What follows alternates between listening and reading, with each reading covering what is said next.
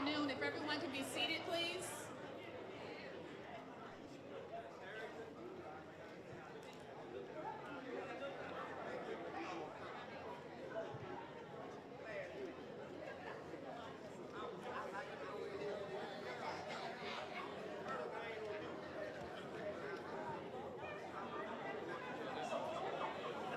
If I can get everyone to be seated, please.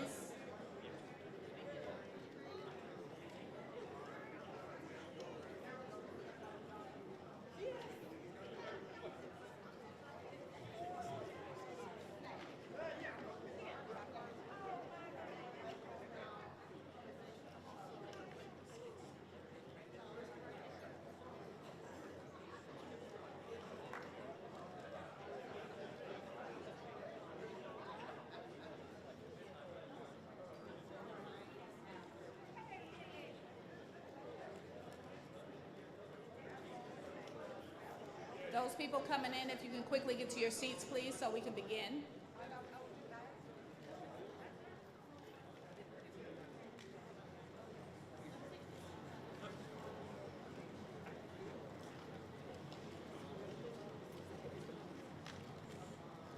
Good morning, everyone.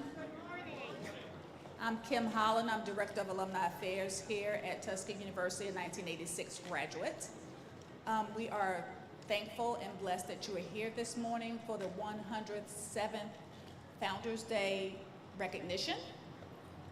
This morning, I want to introduce our 10th president and CEO of Tuskegee University, one of our own, a 1986 graduate from the class of, I already said 86, of 1986, Dr. Mark A. Brown.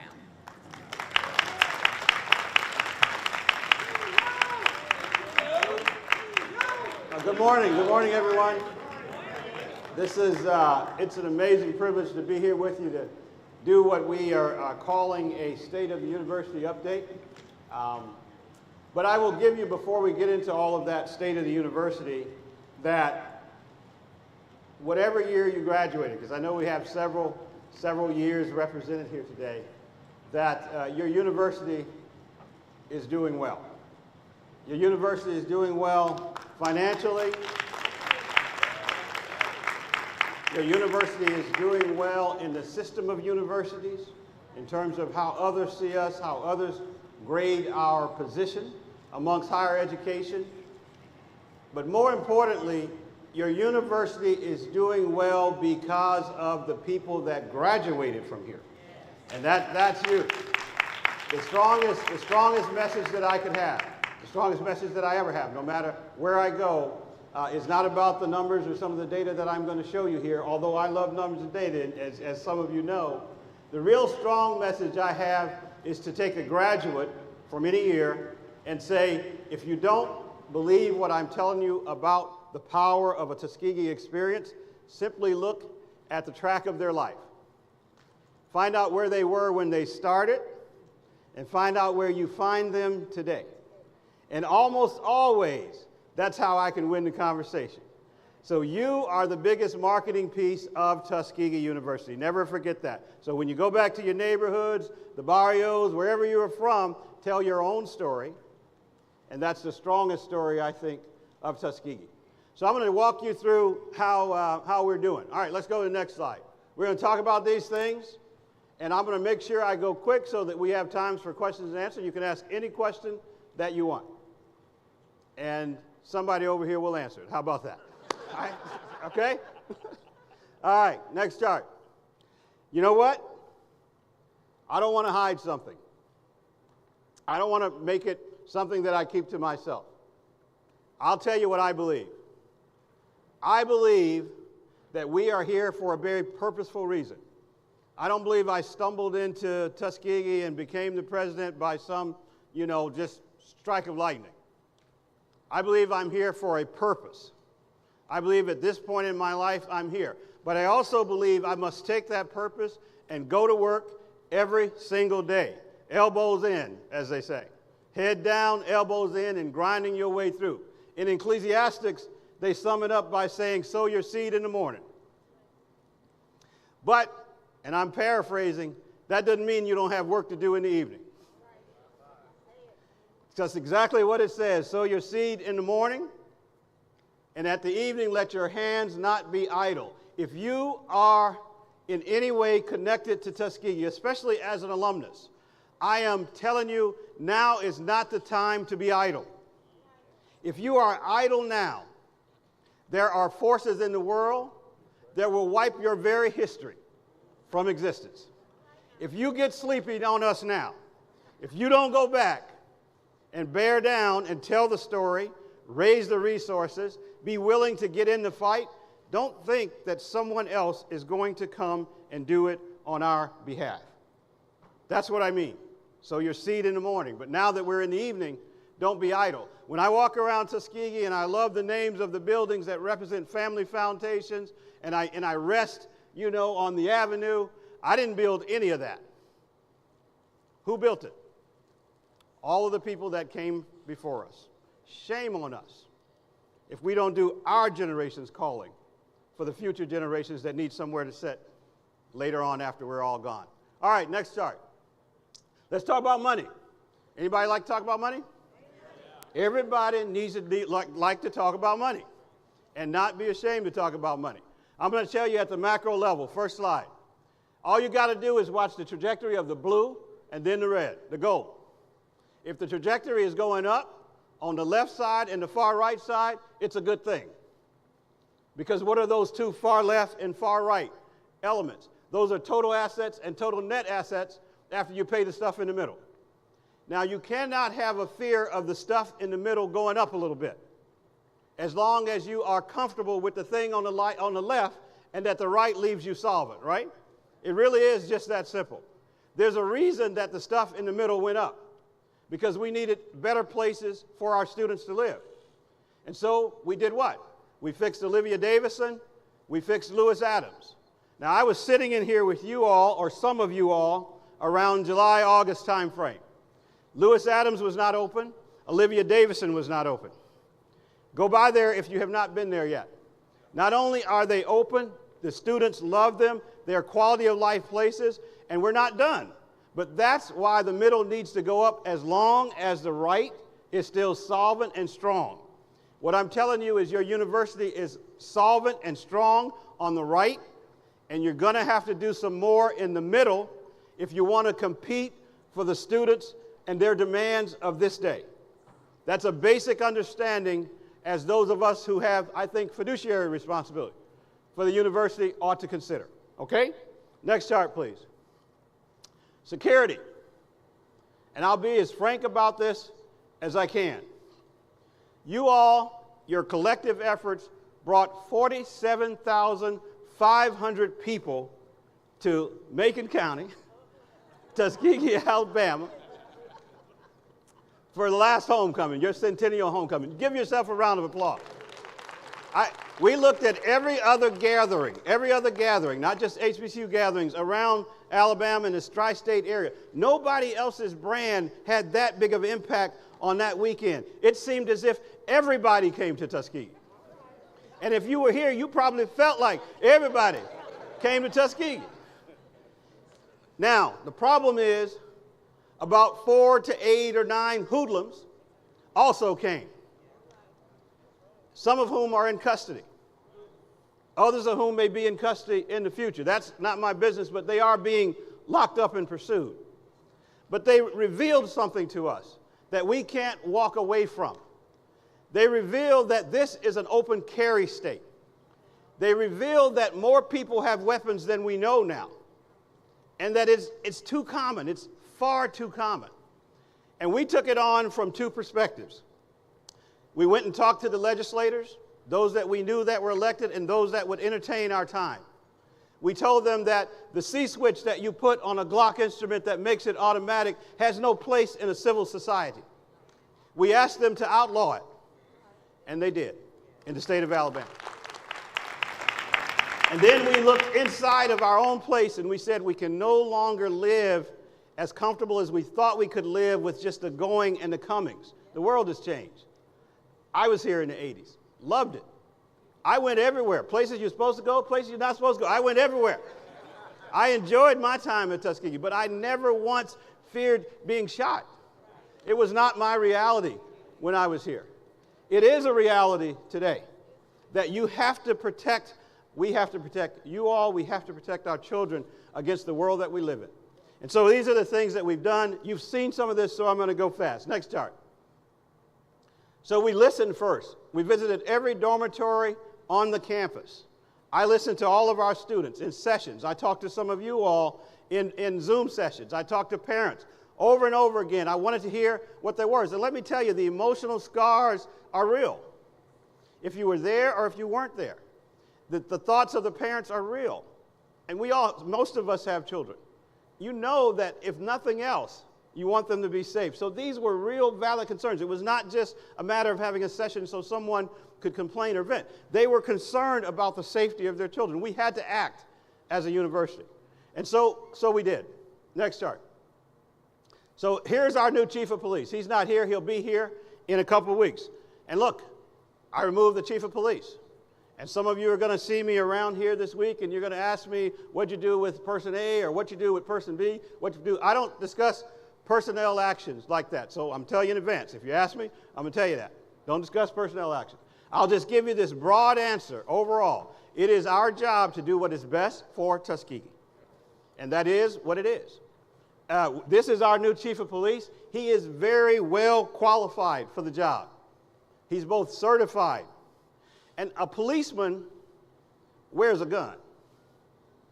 A security guard might not. You can't stop a man with a gun by waving him in and out. You have to be a certified police officer. And so we went out to hire certified police officers. I'm incredibly excited about what he will do. You will see him beginning next month here. And he comes with a humble spirit. He comes with also deep understanding of community policing and community engagement. Now, that's important because we're not running Fort Knox here at Tuskegee. We want our students to feel like they're in school. At the same time, we want people who understand the importance of security. I think we have that in Chief Phillips. Next chart. We're hiring police. We're being very selective. We're paying above the average for this area, about 5% above, and we're offering signing bonuses. And we're going to incrementally go through, not rush it until we have the right people here. Okay? I think we've got a good start. Some are going to be male, some by design need to be female in order to do what we want to do on a campus that's 70% or so female students. Next chart. We have a program manager. We put this into 5 programs that are each operating integrated. We have from last November to this coming November of this year to be done with everything we said we were going to do for security. So we're going to hold ourselves accountable across that plane. Every one of these things are off and working. Next chart. Some of it you've probably seen, right? If you came through any of our 3 gates, if you have a particular type of ID, you're able to wave yourself in. There's a policeman there. That's how you enter on the 3 gates. That's how it's going to be. That is a more secure environment. It matters what cars come on and off the campus and who is supposed to be here. It should not have been an inconvenience. Now, I perfectly want to say it should not, because it could have been. It could have been. We could have had a glitch in the system. For instance, if you're here this week, your name should have been on a list. We should have been able to give you an ID if you didn't already have one that allowed you to be here for the period. We might have had some errors in that. I know. I readily admit it. I see some of you smiling, so your name wasn't on the list. I know, but any system is a little bit imperfect, and there is going to be some inconvenience. But as we work with automation, it should not be an inconvenience to come into a facility. So are we an open campus or are we a closed campus? We're an open campus now, but we're an open campus with security features. And that's kind of how we have to learn. And I do want you all to internalize that, because as you come back for your major events, it will continue to be the case that we do some screening of who comes on and off campus. But we want to make it as convenient as possible. We want to use technology so that we don't have long lines and those kind of things. And it's doable. The campus is lit. I charge you to go around after dark and tell me it's not lit. Now, some of it is temporary and some of it is permanent, and the temporary will be placed with the permanent as we do more with Alabama Power, but it's lit. And I don't mean just the main part is lit. It's lit. I had a student write me and say I can't go to sleep because there's a light in my window. I said mission accomplished. But we moved the light so he could go to sleep. The point is, the whole campus is now lit. All right? Next chart. I want you all, if you have not gone through these, to take a look, especially if you used to live there. This is where we're going. This is what our students demand. This is what they should look like. It took us a while to get there. It took us way too long, I should say, to get there. It was not a picture of efficiency. But ultimately, we were effective, and the dorms are open now, and they're working. Two important parts about that is that camera you see in the corner and the fact that you have swipe access. So every dorm door on the campus and ultimately the places where we work, as you'll see on the next chart, needs to be swipe access and monitored. So we know who came in, we know who came out, and that we get that to our centralized security desk. That's not 100% working, but it's working effectively to some degree. But as we do more doors and more exercises that we'll talk about, that's the way, that's the picture that we're looking for. Next chart. And so every one of our places will look like that, to include where we work. That's the new normal, if you will, for security. Next chart. Rave. Rave is essentially an application on your telephone, iPhone or Android, if I've got the right word, right? iPhone or Android. And it will allow you to do, with the push of a button, what we think our students need to be able to do, and what some say they were not able to do the night of our emergency. And that is, let someone know where you're at and let them come get you by looking at the geo coordinates of where you're at. And that's essentially what Rave does. If you go on the next chart,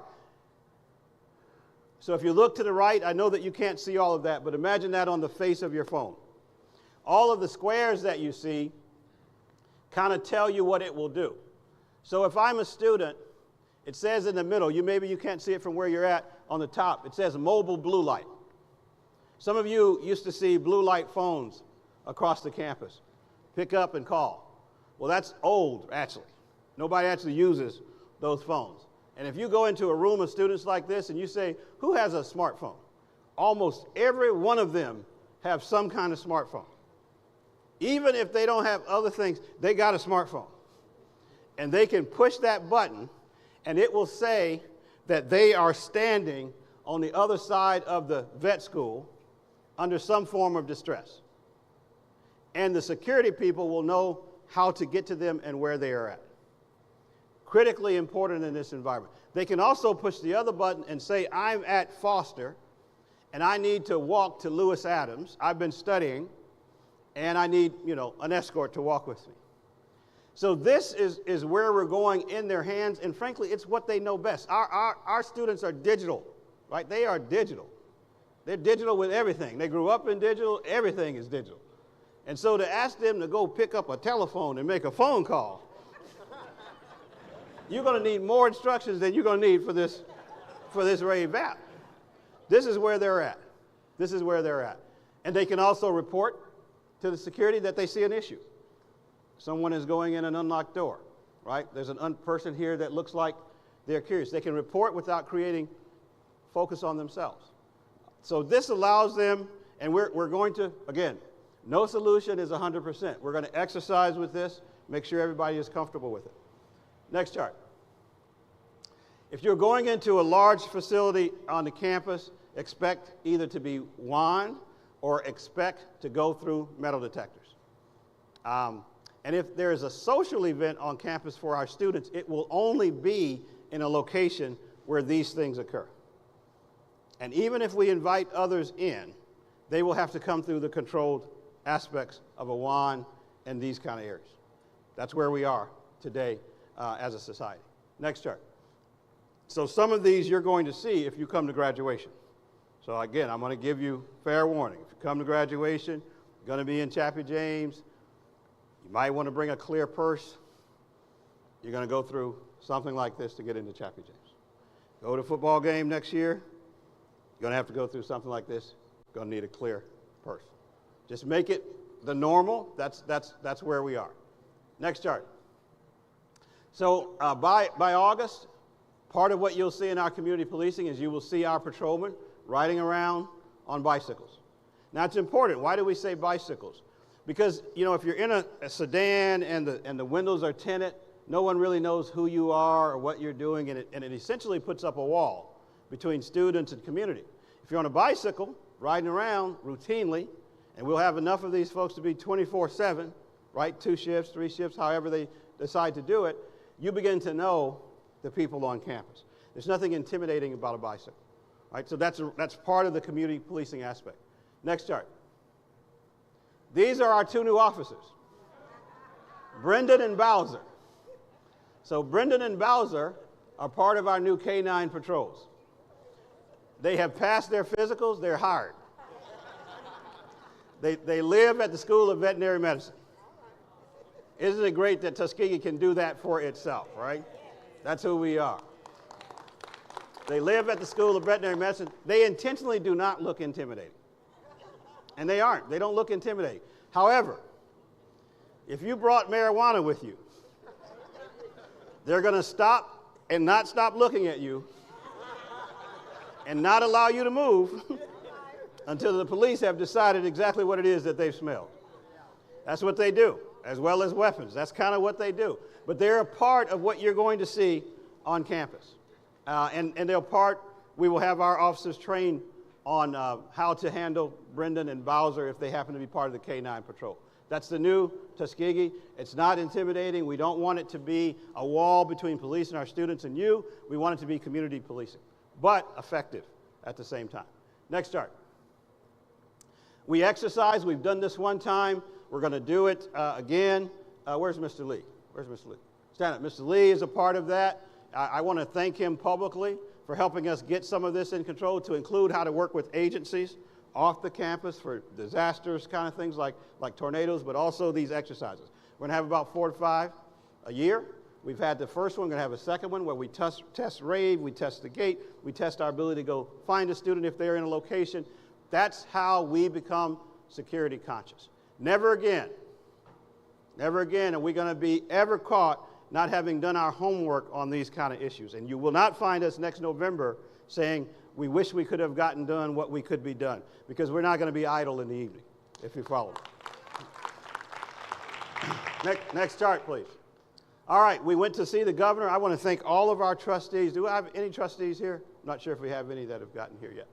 But I want to thank all of our trustees, especially those that are Alabama-appointed trustees, because we've gotten in to see the governor, we've gotten in to see senators, and we told them how much it would cost to secure. We're waiting for the last budgetary impacts, but we feel good about having explained our situation. And it's not a tin-cup request. The economic impact of Tuskegee to Macon County is significant.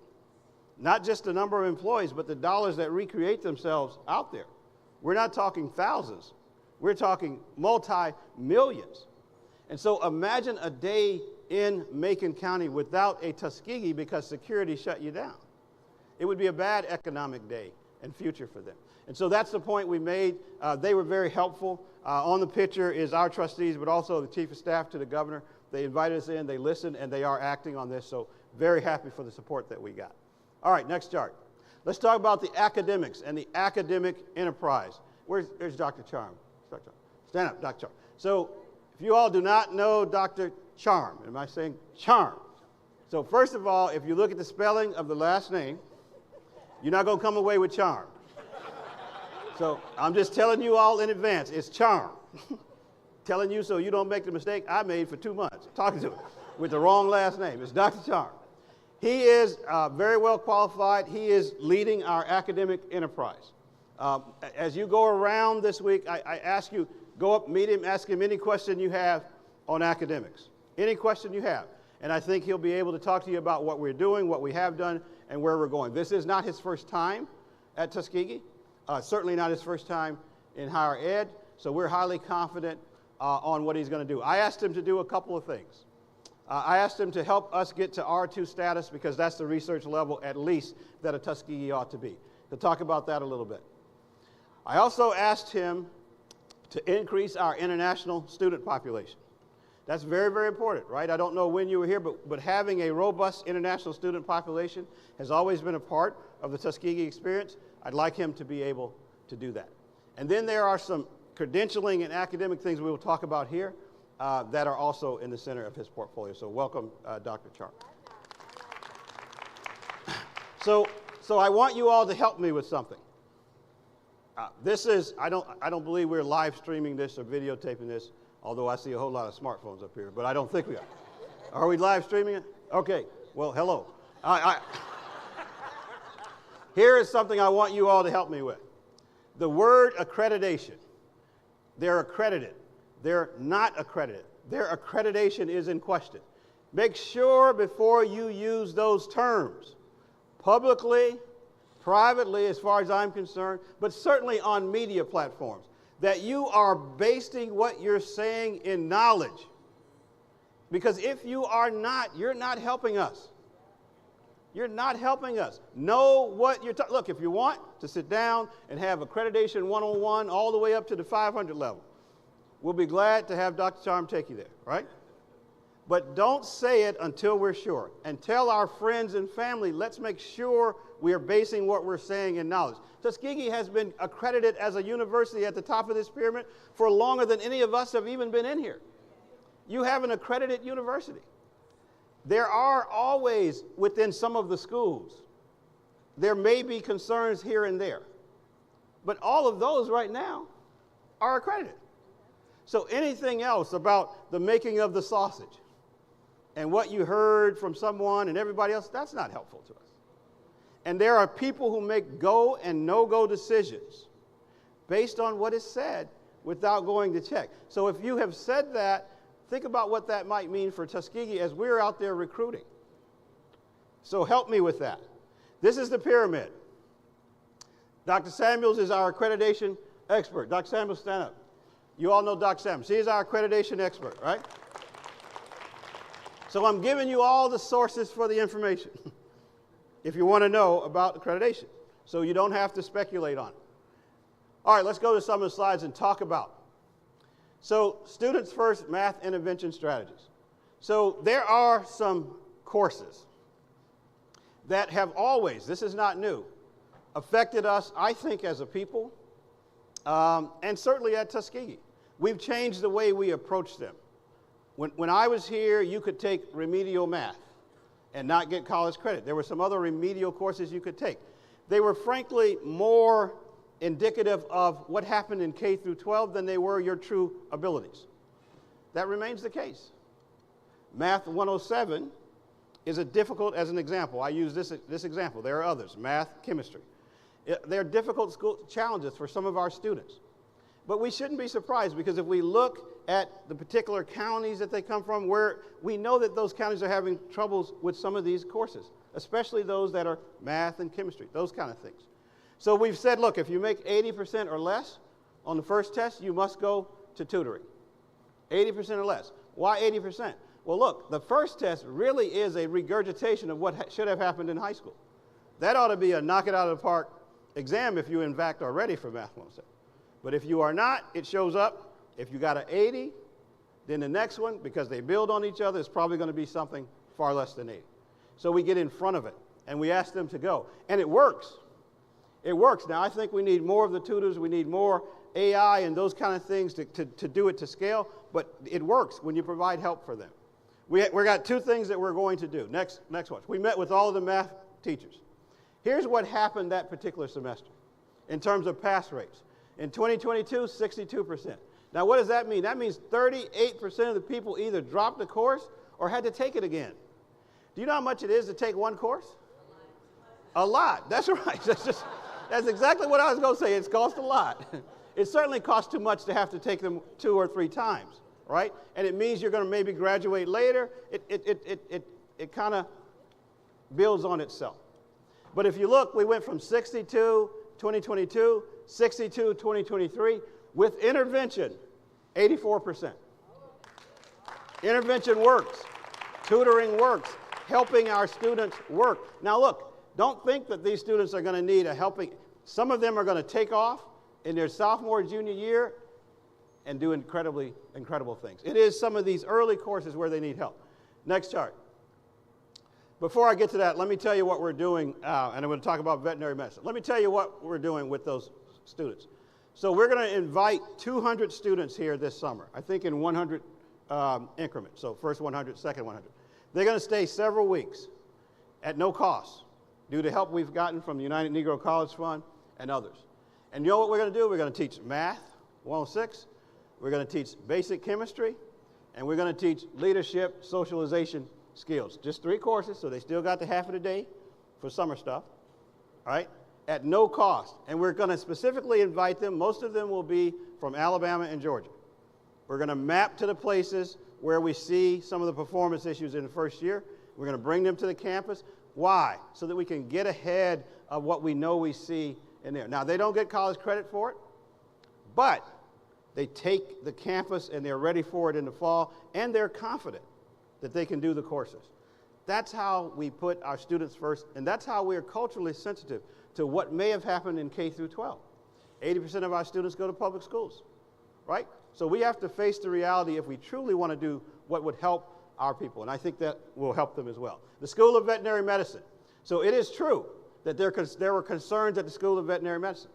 There's still concerns at the School of Veterinary Medicine. It's not true if you think that the administration is idly watching the concerns and seeing how it ends.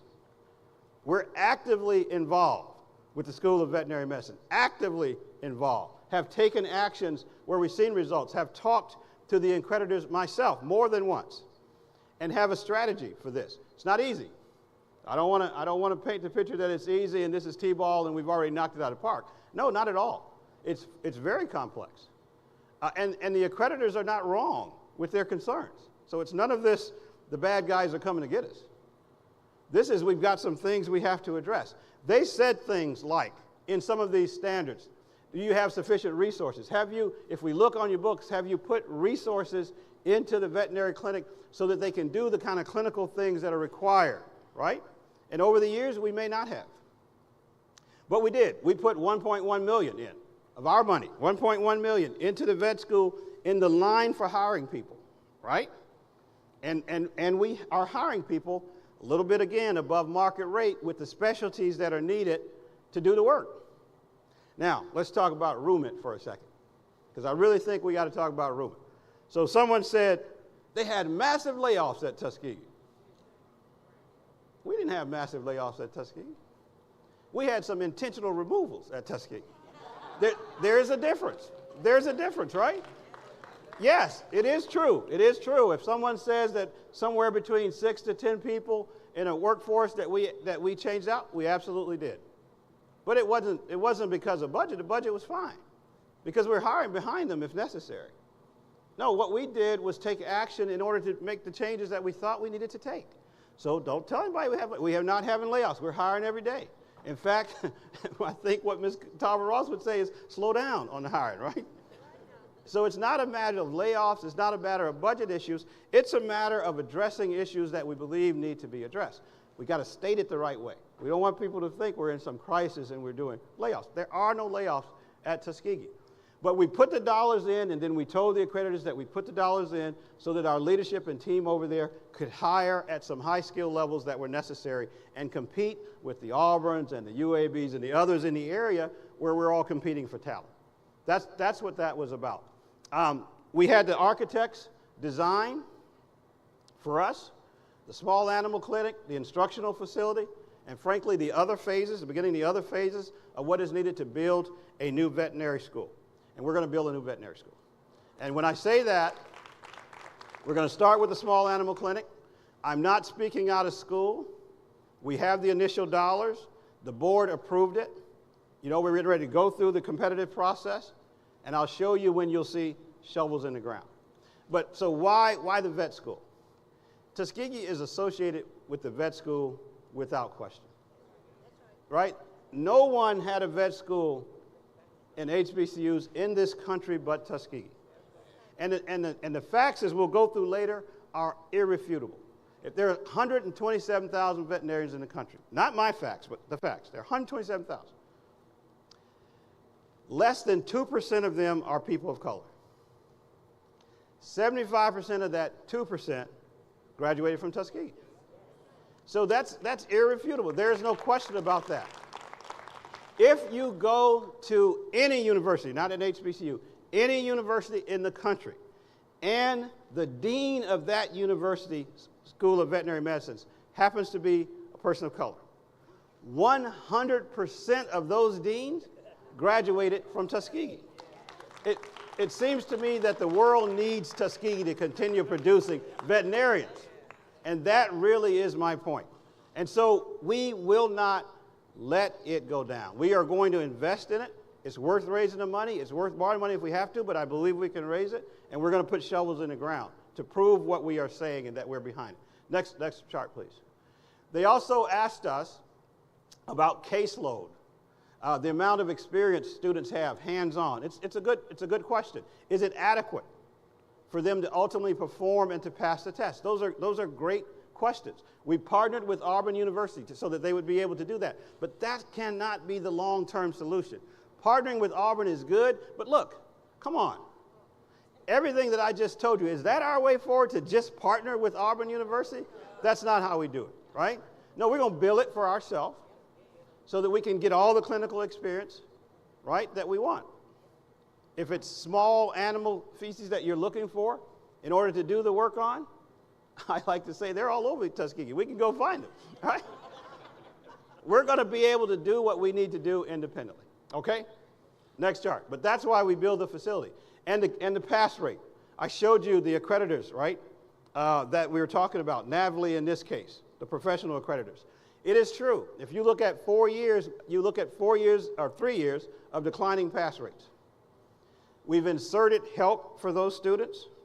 We've inserted policies for the new students where you will take a practice exam before you're credible for graduation. But for the existing students that are about to take the exam, we put a lot of resources into test preparation. How to take tests, how to do it. Is Dr. Sidney Brown here? Where's the, stand up. Yeah.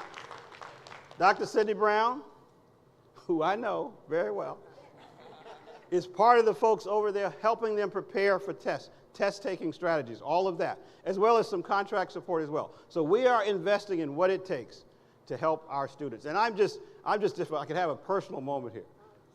Isn't it good that we can go get this shorter Alabama fella? I like to say shorter, because football player, right, who became a scholar here at Tuskegee and went off and did it in higher ed, and he's helping our people as well as the contractors do. Isn't that a good thing? Thank you, Sidney. All right, we also contracted with Dr. Willie Reed of Purdue University. He used to be, some of you may know Dr. Reed, used to be the dean at Purdue. He's also built a hospital there for them under very similar circumstances. So he now consults with us. He's done a review of the vet school. He's provided a pretty good roadmap, I think, initially, of where we need to go.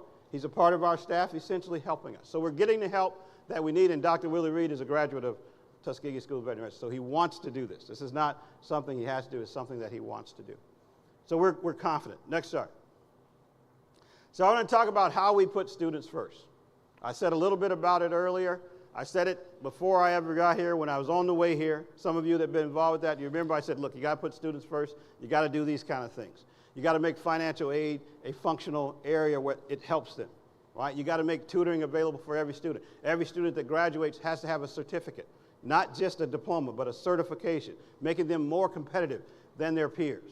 All of those things are going into students first. It's a more than a 2-month or 3-month process, but all of them are going, and we're putting our money where our rhetoric is. All right, next. So we have a plan that goes over 12 months. Next chart. Here, we're hiring these people, financial aid advisors, advisors in career, and math specialists. We're hiring additional people in the places where we know our students need them.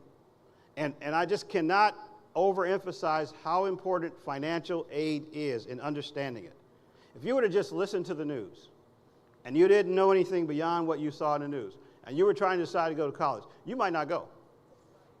You might think, well, the federal government's not going to help me anymore. I don't know how I'm going to do it, right? But really, much of that is rhetoric. And knowing exactly what is happening and where the budget numbers stand might lead you to a different decision. But we need advisors who advise all year long and do the financial counseling necessary to help our students not just know how to take a loan, but know how to use the resources available in the country to finance their college education with as little debt as possible. With as little debt as possible. And I want to overemphasize, you want to get out of college with as little debt as possible. That's so important for our students and for our families. Next chart. I also want to talk about what's in the academic enterprise. Next chart. And I keep emphasizing where our students come from, and here's why. You know, how many people are here from Georgia, the Georgia contingent? You all are doing a really good job. I mean, we are getting a lot of folks in from Georgia. And where's my Alabama contingent? All right. So we might have a trophy, passing trophy here in a year or so to see just who can recruit the most freshmen. Georgia will take it home, right? You already. But I like the fact. But don't forget that we can go all the way out to California, which we did for the NBA All-Star Game. And I don't know if you saw that, but that was an NBA stadium, and we was filling the place up with Tuskegee folks in California. And I mean, this was alumni, people traveling from away, and the place was rocking. It was more exciting than the actual All-Star Game. And I can say with bias, I think most of them were from Tuskegee. Now, Morehouse might think differently, but I saw a whole lot more red in the crowd than I did purple. So I appreciate that. The recruiting means everything. If you're having your alumni association thing, Gwen and I would like to come. We want to tell your story with your folks there. We want to help in the recruiting. Just keep doing it. Just keep doing it. It's working. And we've had a couple of days of recruiting here, open house, where there was over 1,000 folks here on the campus. A couple of weekends ago, over 1,000 folks that came just for open house. So the name Tuskegee brand is working. I'm feeling really good about enrollment in the fall. I think we're going to do better even than we've done in previous years. Next chart. There are certain things that we do very, very well. We have a Center of Excellence in Cybersecurity. It's known across the country. We have cyber experts. That's a leading requirement. We still produce more general officers. It's because of the quality of people, I think, that come into Tuskegee. They do very well. And we're the only HBCU with all of the branches of the service. Now, why do I keep saying that? Tuskegee has always done its job in public service. We have always done it. So I don't want you to let the message get confused here. We're not a special DEI section that's been set over here or some other special set aside. We serve the country. We love the country before the country loved us. Right? We do. And we don't need to let someone say that here's patriotism and here's not. It takes more than a lapel pin, right?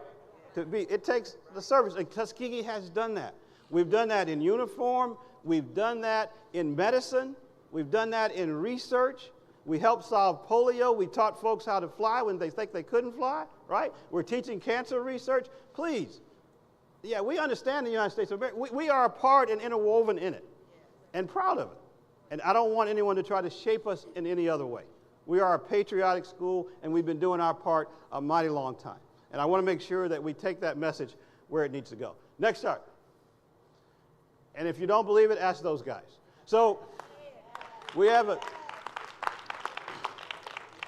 aviation program, and Titus, I don't think Titus is here today. Titus Sanders, if you all know Titus, he's a United Airline pilot. Literally, you can't miss Titus if you see him. He's about this tall, a really big guy, but he's a United Airlines pilot, and he's getting all kinds of interest in the aviation program. I won't go through the chart, but I want to sum it up this way. To get a commercial pilot's license cost an individual between $75,000 to $95,000 to go all the way through it. But because of Senator Britt and some others, and the work of this staff and others, it doesn't cost the student anything to get a commercial pilot's license, at least for the first 100 in this program. Nothing. So if you're out there talking to folks, that's a message you can give them that we can back up. For the first 100 people that will get trained on a molten field, it won't cost them anything. All of us can afford that, right? So we can do that. This is very possible, and it's going. Next chart. I want to tell you what majors we have. Next chart. And I do want to say something about the aviation. About half of the first class and a half are female. Are female. Now, no, we didn't go out and say, let's get 50% this way, 50%. These are people who wanted to fly. Now you go, many of you may have flown here, many of you fly all across the country. Just keep a pad with you. I want you to check every time you get on the plane and it's a female pilot. And then check again if it's a female pilot of color. Your pad will almost go unused, I'll bet you, for a 12-month period of time. It's less than 1%. It is almost an immeasurable amount. But at Tuskegee, we're going to start producing female pilots. All right, next chart. Those are some of the courses that they go through. They're just now, I think, getting out to multi-field simulations, so we're doing it. Next chart. So I want you to know what people want to major in. I also wanted to show you the muscles of Trustee Porter. He's quite built, isn't he? So the difference is you got muscles with Trustee Porter and you got strain on Dr. Brown's face. So that's the difference. That's the difference in a former football player and somebody that was in the band. That's the difference. All right, so what I want to tell you is something hasn't changed. If you look at animal poultry, and veterinary sciences, right? People come here. It's not that I just think that we ought to keep the vet school. People come here with the intent many times to matriculate on and be a veterinarian. That's part of the message that you get there. And if you notice, that has been consistent over the years. I think in every one of those, the leading initial entry for freshmen is what? Veterinary medicine. And then we get into some of our other programs. I was over at the nursing school this morning. I mean, and I wish I could show everybody everything, right? I know you can't go see everything. But here are these students sitting there in their white coats, our students. It's a beautiful thing. It really is a beautiful thing, matriculating to be nurses in one of the oldest programs, or the oldest programs in the country. That's what they do. That's what they were doing. And they look good, too. And what I mean by they look good, and I need you all's help on this, there are those that would paint our students and our people one way. But I invite them in. Show them what we do. Show them our students, and you can change their mind about what we do and why it's important. And so the program is over there, and when I asked them, they had their poster reviews. Am I using the right term? Their poster reviews, the things that they're going to study. And they're going to do presentations. And what do you think they're studying? Because this is Tuskegee. They aren't just studying some abstract kind of thing.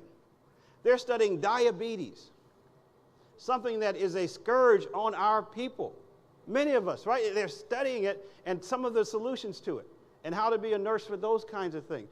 And it makes, why would you study that in the Black Belt of Macon County, where the disease is causing the biggest kinds of problems in the whole country, right? That's what they are doing. That's what our students are doing. And that was just the nursing folks that I saw this morning. They're also doing the same thing in research on the other side. That's Tuskegee. That's what we're doing. And that's why these programs have these levels of entry. And so when I tell you, let's discipline our tongues about what we talk about, I mean it. Use the facts, because the facts speak for themselves. All right, next chart. And these continue to be, if you look to the left, not our work is to the right. If you look to the left of this chart, over this way, that's what the world says is in demand. You know, what is principled about Booker T. Washington, I think, is that he took a practical framework for his time. What he said was, we're not just going to school to say that we went to school. We're going to give you something that will allow you to take care of your family and do the social and economic mobility that you need when you live here. Keep in mind, Booker T was talking to people who had not been free that long and had only known the beast of labor, right? But he said, when you leave here, you need to know how to do something other than just have a degree. You might know how to sew for his day. You had to know economics, homekeeping, right? You had to know that, right? You had to know those kind of things. Well, flash forward 143 years. The world says if you know how to do these things to the left, then your terms of employment and your economic mobility will be sound. And so that's why we teach the things to the right. Not just a degree for degree's sake, but the kinds of things that are in demand. And that's why we have to focus on those.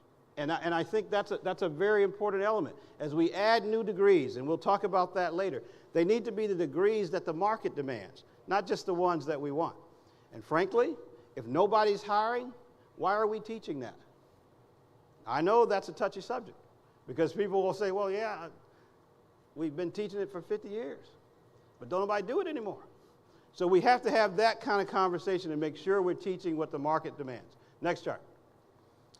So enrollment is going up. You see that.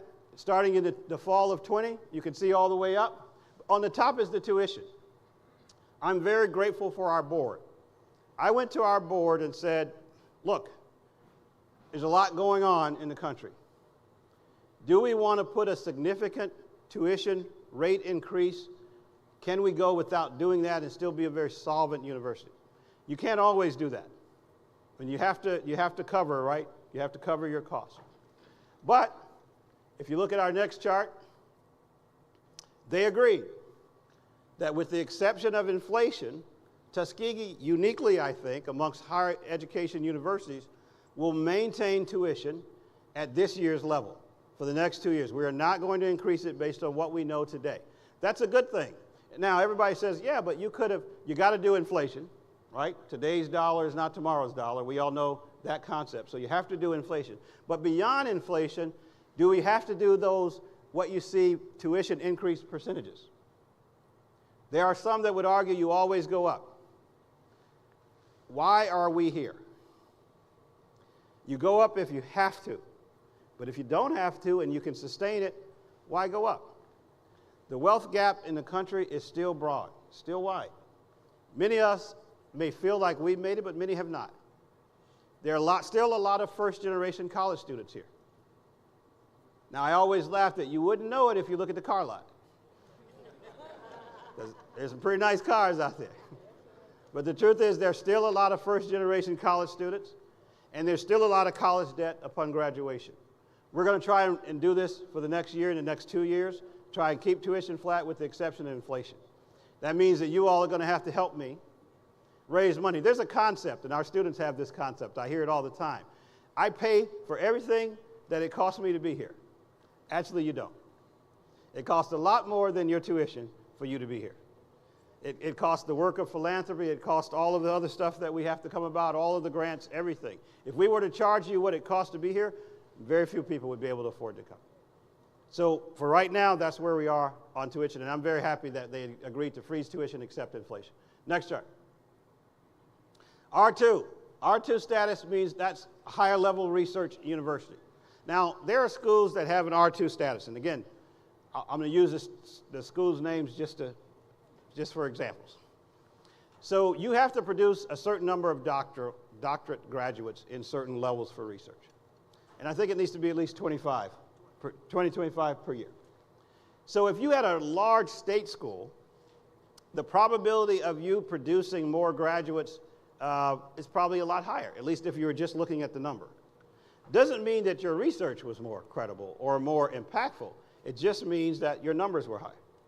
So we have to add additional doctoral programs that we think are relevant as we move to the R2 status, and that's what Dr. Charm is doing. There are schools that are R2 already, where we know that our research is far more significant. There's also an investment piece. I think we've exceeded that by far. And now it's the number of doctoral degrees that we will award. Next chart. And so these two new programs, or this new program, you will see. There will be others, but initially you will see this new program. As we go through all of the accreditation issues that you have to go through to make sure it's okay with our accreditors, you will see us roll out this new doctoral degree. Very, very important for what we would like to do. Next chart. It won't be the only one, but that'll be the other one. And we're re-looking at the academic enterprise. Again, what's best for Tuskegee? What's best for Tuskegee? So you will see us advertising for a Dean School of Architecture and Construction Science. So we do not have any intent to leave that merged into engineering. I think that was a temporary thing done for the time. You'll have another Dean of the Chapel. We'll take all recommendations, right? We're going to use search firms, but if you have recommendations, glad to listen to them. Tell Ms. Tarver Ross. She'll be glad to take them for you. College of Veterinary Medicine. We will get a new dean to College of Veterinary Medicine. Dr. Perry will be retiring in June. We'll be moving a new School of Veterinary Medicine dean and new School of Education. And we're looking for high energy, strategic thinking folks that will see the program and see where it needs to go. I want to especially emphasize that in education. We do not have enough people graduating or enrolling in education to sustain the program. We still have it, and I've gotten the lecture from a few of you all about the importance of education and producing black teachers, but I want you to work with me on this. So if I've got 25, 30 people assigned to an organization and they're working every day and they're doing School of Education, I got to produce more than 7 or 8 graduates, right? That doesn't end well, right? In other words, I've got all of this overhead and all of this output that's down here. If we were doing business, we would shut down that sector of our work, right? But how about an energetic new dean of the School of Education that envisions a new type of teacher, how you can be financially solvent if you go into this field, right? What you need to connect your school with, credentialing, in order to be viable out there. That's the person that we're looking for to bring education back to its prominence. Not that our team isn't doing a good job, but we need a higher volume. All right, next chart. Capital campaign. Everybody wants to participate in the capital campaign? Everybody. All right. I want everybody to participate in the capital campaign. So here's what we have. We have 3 goals. You can find them out there. We're sticking with these 3 goals. And let me just tell you, I want to be very transparent with you. So we will, as we go through these slides, we're going to talk about being public with our capital campaign in September and how we're going to do it and what we're leading to up here. The reason it's September is we've got some work to do. We've got some work to do in our bookkeeping and our reporting, out to you and out to others. I know that.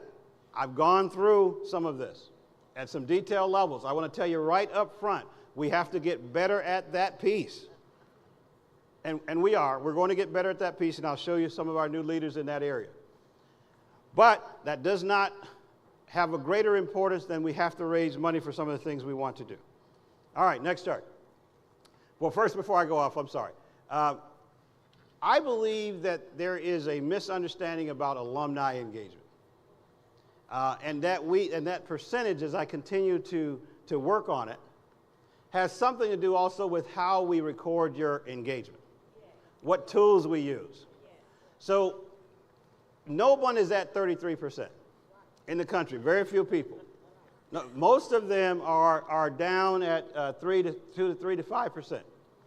And I know those are old, that's old data, and if you ask any fundraising expert, they would say, don't say 33%. I've had 3 or 4 of them tell me already. Stop saying 33%, you'll never get 33%. I've heard it over and over again. But I believe that we can at Tuskegee if we use a little bit more technology to record what engagement is. If there's somebody here that's not on our active alumni roster, if you give me $1 today, an email address, and a phone number, I go up. But what you would say is, I already gave you $1. Don't you know how to contact me?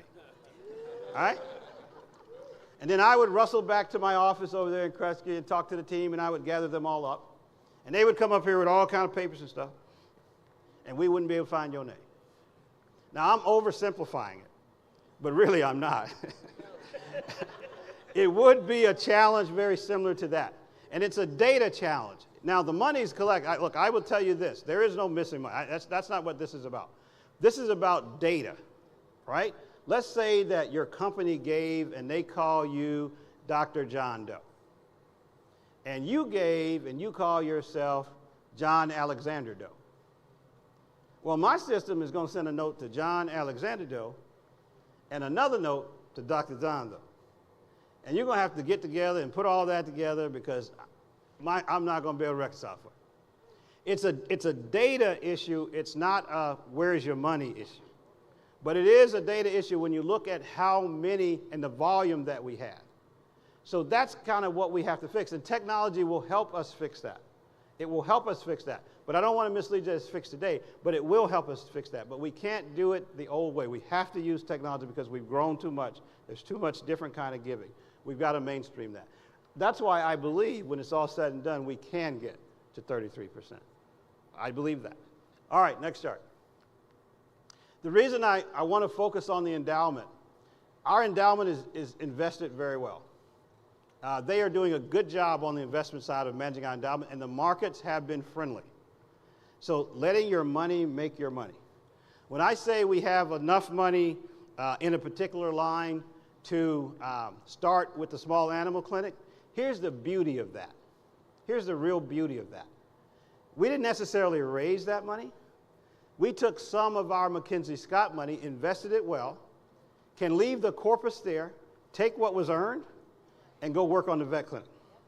It helps, right, to invest and manage wisely and to understand the markets and then to use it for the greater good, right? That's kind of what is happening on that part, and that's kind of what happened there. So if that number is 200 million, corpus is larger, and we take money out of it, doesn't mean it would be going less than 200 million. We would just be taking our earnings. And if we took our earnings, and if we could get 4 to 5% a year, and you all have heard me say this before, then what would we do with that money? We would increase student aid. That doesn't depend on the federal government, but depends on us. In other words, we would go to students making satisfactory academic progress who are on a payments list, for instance, and we would allow them that institutional aid so that they wouldn't be on there.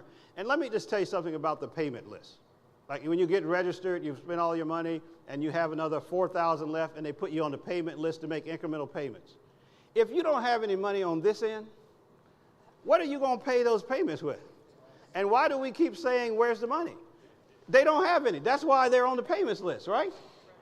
And institutional aid allows you to inject yourself in there without doing a student loan, because the way it really works is I put you on the payments list. When you get to, I can't register for the next semester, what do? You take a Parent Plus loan, if your parents will sign, right? And you increase the debt. But to me, it's more complex than that. And then you graduate, and you've got 4 years worth of these Parent Plus loans, and you service those loans for the next 15 to 20 years. Whereas John Doe buys a house. He's in the stock market. His wealth goes up. You've been servicing loans for the same degree. And I know I've told you that before, but I truly believe that's why you want this number at 200 million. And it's a very specific goal that's going to be associated with that. The average student loan debt, I think, is $27,000 when you leave Tuskegee. I think if we can get down that to $12,000, $13,000, then that's a very reasonable goal that has a real impact on the lives of people. And so that's kind of why that goal is there. Next chart. So 300 million is ambitious, but not undoable if you receive some transformational gifts to go with it. And there are specific things which you'll start seeing shovels in the ground that we want to do with that. I want you to just use your imagination for a bit. Let's go to the next chart. So when you leave the silent phase, you go into the public phase. It just means we're very much vocal about the fact that Tuskegee is involved in a capital campaign. And I don't mean that we're vocal on the campus. I mean all of you all are vocal. That I've given you materials to work with. That you go into your workplace and do this. That you go into your different groups, your churches to do this. And you continue to say there's reasons why you want to invest in Tuskegee. There are reasons why you want to invest in Tuskegee. And if you go to the next chart, we have our case studies. And our case studies say there are reasons why you want to invest in Tuskegee. Next chart, please. First, you have to have an event. And I apologize for the picture up there, but that's just the way the sign looks. You need an event, right? You need an event. And really, I know what the investiture is for, but really what we're using our investiture for is to make public the capital campaign. So you've got the dates. Book your room. Tell your friends. Tell your company. You say, I don't play golf? That's okay. Buy a hole anyway, right? Have your company represented. Do whatever you can do to make it, the enthusiasm go up so that we can bring companies, bring people here during that time and say, see Tuskegee. This is what we do. This is a good investment. You want to be associated with the name Tuskegee. We want companies and industry and those with means to understand that. That's the date that we're doing it. That's the date that we're going to go public with the capital campaign. Next chart. And we're going to talk about all of these things. Here's our theory. Here's our theme for the capital campaign. Tuskegee solves the world's most complex problems. In other words, I don't want to talk about why you should help an HBCU. I'll let you come to that conclusion on your own. You can come to. I don't want to talk about social justice. I'm not even going to talk about reformation. I'm not going to talk about any of that. I'm going to say, if you need an engineer at Boeing, we produce them at Tuskegee, and they will be on par or better than any other engineer that you will go out and get. If you're interested in various types of cancer, breast cancer, I can take you to a place where they are making incredible progress on how early prediction can happen and how you can do more preventive measures. Those are the kind of things I want to talk about in this capital campaign. Those are the kind of things I want you to talk about. That's our story. Because nobody can argue with that, can they? Because that has no definitely racial identity, no economic identity. Everybody can catch cancer. Everybody needs an engineer that's going forward, right? Anybody. So let's be a part of those solutions. Next chart. All right, I'm going to use this one case study. Critical shortage of veterinarians worldwide, because the first thing out of the capital campaign is going to be to build a new vet school. These are not my words. These are all sourced for other places. Everybody's got a pet now. Just about everybody. Well, let's take a survey. Just to see if I'm right. How many of you have a pet of some sort? Actually, this is a low showing. Oh, good. Any sort, a bird, anything. There you go. The data says that most, now see, some of you said, my wife got a pet, I don't have one. I got, no. What I should have said was, in your house, or in your yard, there's a pet. There are pets. There are pets all over the country. Everybody's got one. But look at this, 55,000 new veterinarians needed by 2030. Growing population creates greater demand on food and animal production systems. When I was at the Veterinarian Symposium just last week, people that were leading pharmaceutical companies, veterinarians, Tuskegee veterinarians all over the place there in Montgomery, it was amazing to see what our veterinarians were out there doing. Those were our folks. Next chart. 120, these are the numbers I shared with you earlier, 127,000 practicing veterinarians. Look at, and I don't mean this in a derogatory tone, but that's how the data was, the whitest jobs in America. Veterinarians, unless you went to Tuskegee. Right? All right. Next chart. Did you all see Dr. Trayton Diggs in Westminster? I was watching Westminster. I was watching, and Gwen can validate this. We were just watching the show. I live with a pet lover, I can tell you that. So we were watching the show, and I admit, before I got married, I'd never watched that show. But I was watching the show, and they bring this guy up, and he gets the award. And so what's the probability that he's a Tuskegee graduate? Well, what do you know? He's one of ours. And he's the #1 in the nation by Westminster. And I think he may not be here with us right now, but I met his father-in-law yesterday. So I know he's on campus somewhere. His godfather yesterday. Critter Fixers on TV, those are our folks that are doing that. The Vet Life, those are our folks. National TV shows, these are our folks. So when we go out to make the case by why we should build a new school of veterinary medicine, why it's important, the case makes itself. We have to do the materials.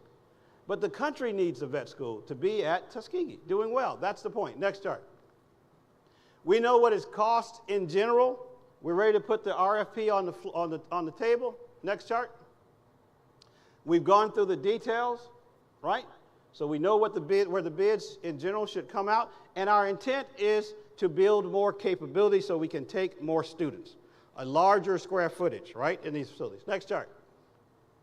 We have a timeline that we will provide to our accreditors. Important, two things are important. Second quarter 2027, pre-clinical instructional building occupancy, April 2027, a very specific goal. Small animal hospital occupancy, July 2027. That's the first phase. If we hit those marks, very definable numbers, times, that's really the first phase of building a new vet school, the first two tangible items. So that's a part of the capital campaign when we come out in September. Can we do it without borrowing money? That really is the question. We know we can get started without borrowing money. All right, next chart. We know what a gift table looks like. We know kind of how the pyramid works. I won't bother you with all of the names, but there are names that we have about 3 sheets worth that I shared of people who had given us dollars for. Between now and September, we have to go out and figure out, one, we know exactly what they gave us before. We thank them for that. And then we go see them and lay out the capital campaign and tell them to come visit Tuskegee in September. It's a lot of work between now and September, but that's what we're committing ourselves to. Next chart. Those are the dates we're looking at, the preparing we're doing now. That includes the back shop work, kickoff phase in September with the gala, and I really do want to see Tuskegee alumni there. One of the things that anybody you ask for money will ask you is, well, what are your alumni doing? The second thing they will ask you, have your trustees already put money in? I want the answer to both of those to be without question. We have both of those things in place. Next chart. Now, a Renaissance period. Imagine a Renaissance period at Tuskegee. Just think about it for a second. Just use your imagination, where things are being built, things are being modernized all across the campus, right? Because that's where we're getting ready to go into. A Renaissance period at Tuskegee. A new day where the old meets the new. The vision of your university, right? Not just a little small school down here in Alabama, but a place that you want to bring anybody to because you are so proud of it. There's some things that are part of the capital campaign that will help us get there. But it's important to know that to know and understand the Renaissance period, we must know from whence we come. Everybody that comes here to visit, and I think I'm about 100% at this point, they get one thing in a signed book from me, Up from Slavery. In other words, I don't care what you see or think you don't see, we've come a long way, right? Properly called Up from Slavery. And we're going a long way, and it's a part of our own hands. That's our story. Now let's talk about the Renaissance period. Next chart. We just talked about the College of Veterinary Medicine. I want to be clear, I only told you about the first phase. It's a new College of Veterinary Medicine that we're talking about. We just talked about the first phase. Next chart. The Genomics Research Center, already funded by the federal government, right over here on the other side of Armstrong, if I'm pointing the right way, right? You all know where that's at? Well, by the fall or late fall, expect to see people out there working. We're building a research center. And look, I know that you traditionally go to certain places, but I wish occasionally you would drop by and see some of our research scientists, because that's who you want to talk to about the kind of work that they're doing. That is going to be a state-of-the-art facility visible from Old Montgomery Road. So when you come in, what are you going to see?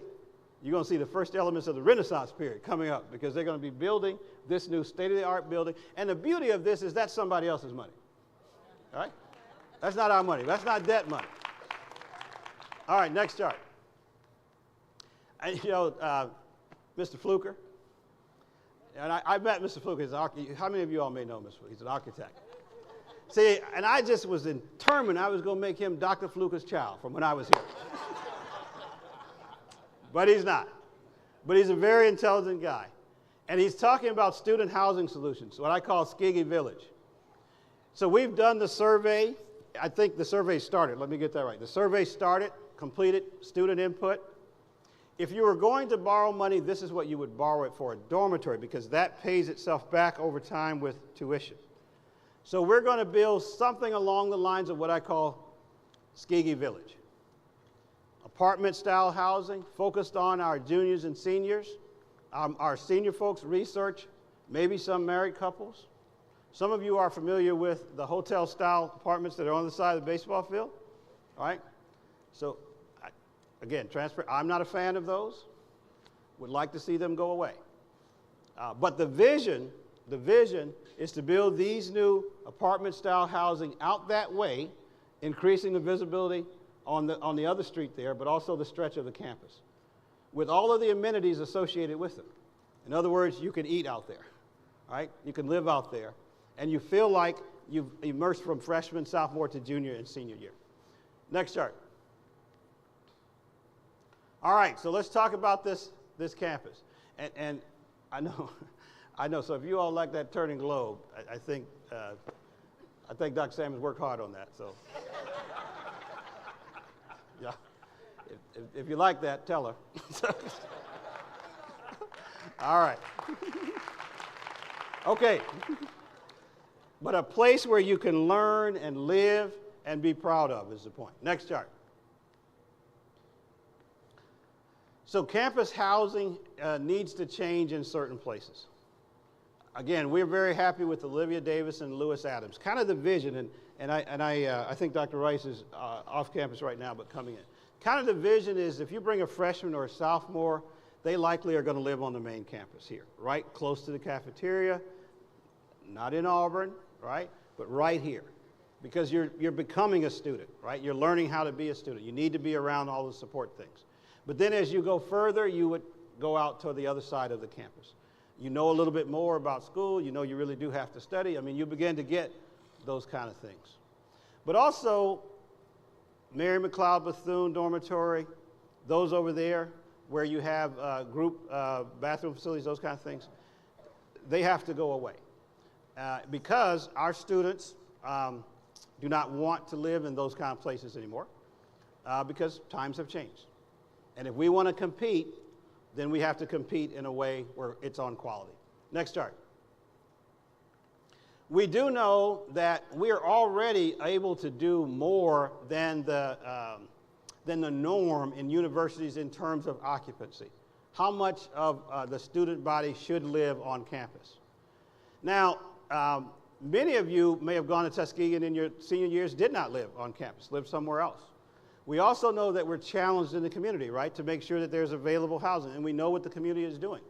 We've established a position to work very closely with the community all the time on what they're building so that we don't overbuild and any other external agencies do. So we know that the community is going to do some building. And I think you all know Dr. Sapp, but I'm going to ask him to stand up just for a second in case you don't, because if you got some concepts, ideas on that, Dr. Sapp is doing that.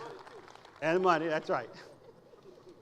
And so we know a little bit about what they're building, and we also know where we are. Next chart.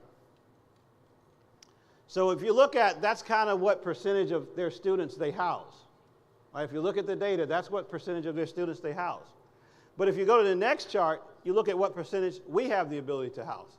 Tuskegee has the ability to house, if we bring everything back online this summer through the work, 73% of the student body. So I say that to say we have no reason to be in Auburn much longer. We can come back from Auburn and people can live here, right? And that's a critical part of where we're going. Next chart. We have capacity to house 73% of our student body on campus at full capacity. That means we can't be idle this summer. That means places that I'll show you next, like Commons D and other places, we have to bear down and bring them back online and have those facilities ready in the fall. And we're going to do that. We're going to use our summer the right way.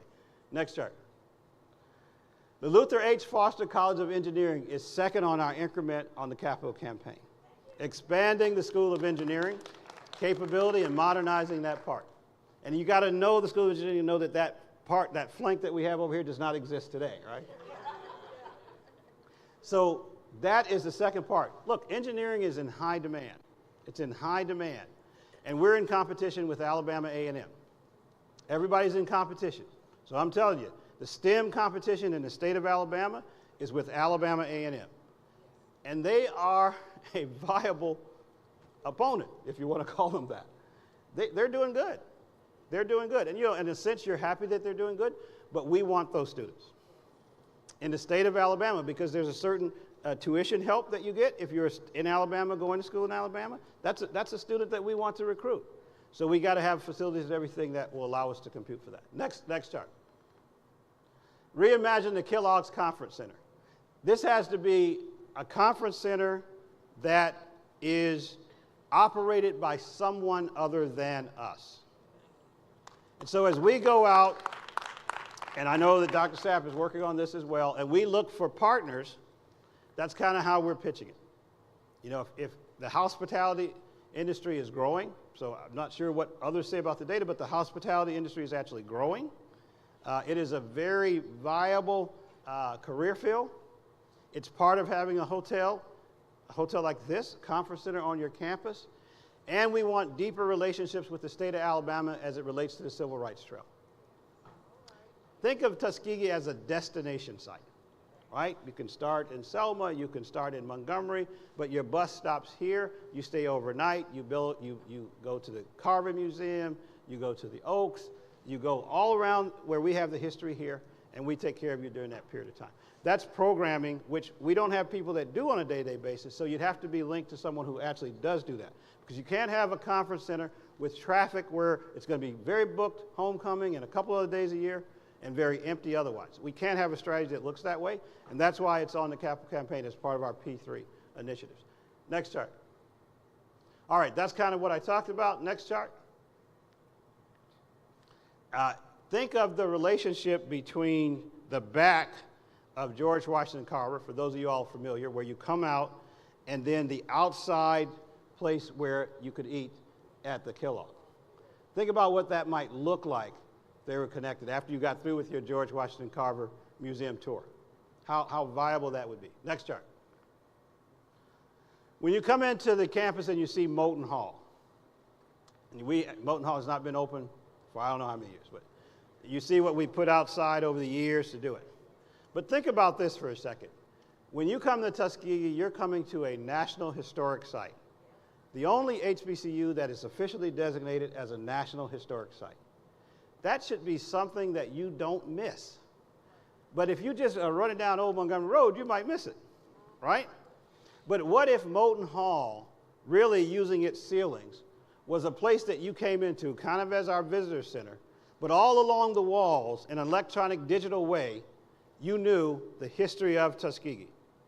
Think about going in that building, right?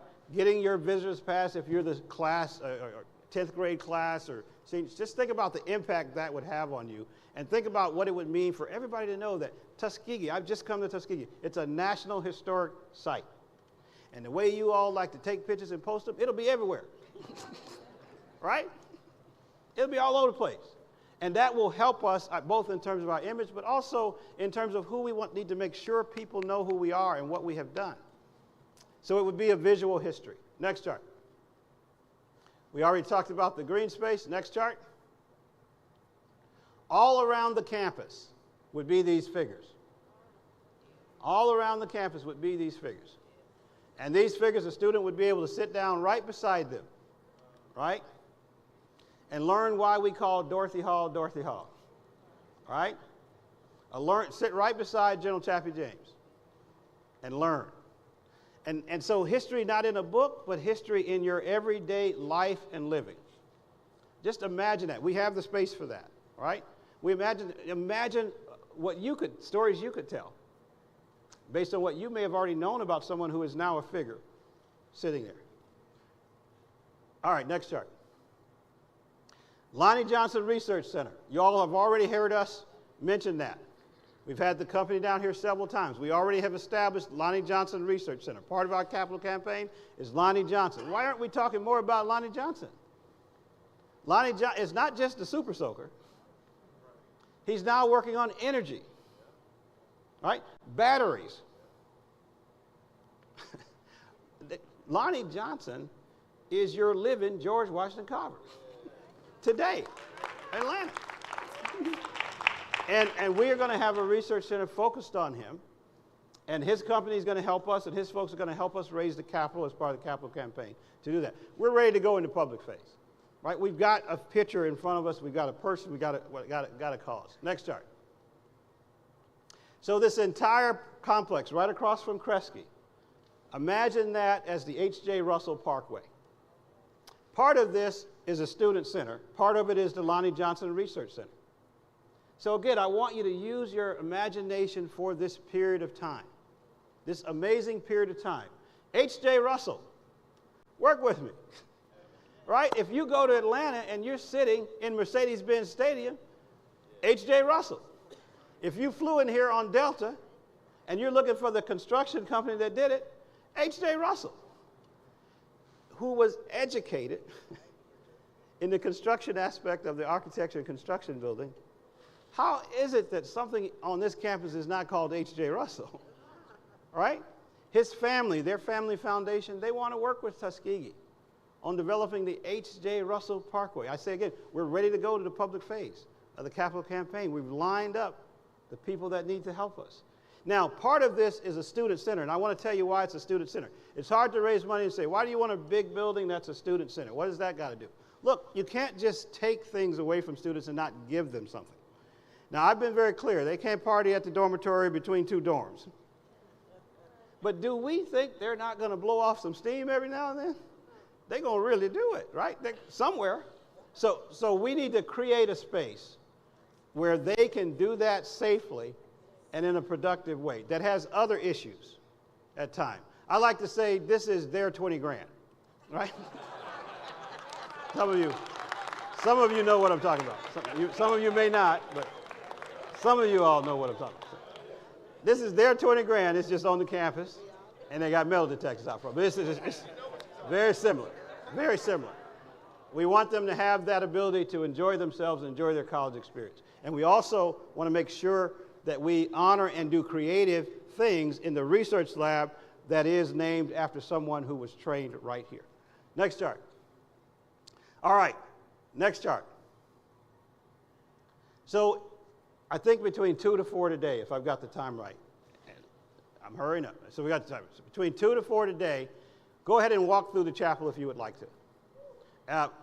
We're not going to have the convocation there, but it's open. And I want you to expect to see the same chapel but repaired. We didn't mean to change it. The chapel is beautiful. We had no intent to change the chapel, but we did have to change the carpet. We did have to fix the chairs. We did have to fix the ceiling and the skylight, right? And we did that. We said that we were going to do that, and we did that, and I want you to go in and take a look. Now, when we put the technology in, which is the next piece, we will go right back into the chapel, like we have done for many years, right? And so that is coming, and if you have a chance between 2 to 4, go take a look, and you'll see what I'm talking about. Next chart. And the skylight is a very important part of that. Next chart. The eternal light. So if you're on the campus, so part of what my First Lady is dedicating her time to is the part of what I say, honoring our past. So stand up, my First Lady. Now, she knows I'm talking about her. She's just trying to act like she don't know. Just stand up for 1 second. Just for a little bit. So part of what she's been spending her time doing, and some of you may have been seeing it, is making sure we are all educated on all of the things that the First Ladies of Tuskegee and the First Gentleman, we have one First Gentleman, have been doing over the years behind the scenes. And so that's part of it. The other part is making sure that our facilities that are here for historical prefaces can be seen and are upkept in the right way as we work with the Forestry Service. So if you're on the campus just after dark, you will notice that we've started an eternal light on Booker T. Washington's grave. That's important, isn't it? It's an important thing that we do, and we have other work that we're going to do in the cemetery. And I don't have the name of the alumni right with me, but I've gotten a couple of calls from him, and I got to go check his name. But one of the things he told me was, will you fix the graveyard? He called me back again, have you fixed the graveyard? So somebody help me tell him that we've started fixing the graveyard. We got more work to do, but the eternal light is so, so important that you need to know when you come on campus, this is the grave site of our principal and someone who made a change around the world, Booker T. Washington. So we're getting to that, and I want to thank you for working on that. And stand up as well. See, this is who Gwen's working with. You all know Bobby. Yeah, they're working to get this done, to get this work done. Okay, great. The Booker T. Washington family. If you're here, please stand up. I'm sorry, I didn't know you. There you go. Thank you.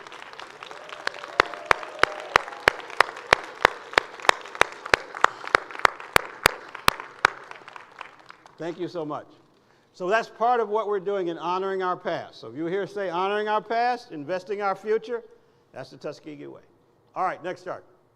George Washington Carver Museum, I've been in it early, taken a look. The renovation is done. I think you will see that they're still working in the yard area.